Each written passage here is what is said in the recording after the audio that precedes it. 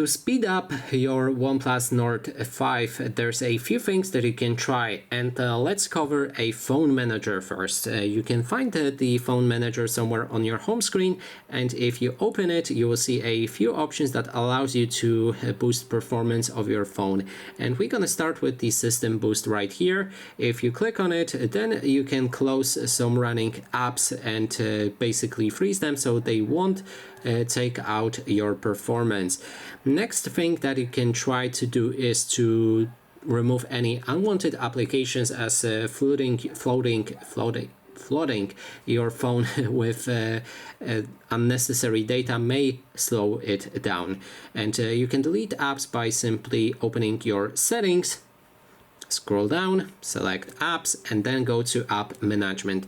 Now we can see all of the apps that you have installed. Let's select the block blast right here, and then we can uninstall it, and you can repeat it with any other app. Actually not any other, most of the apps. Some apps cannot be removed. So that's another way to speed up your device.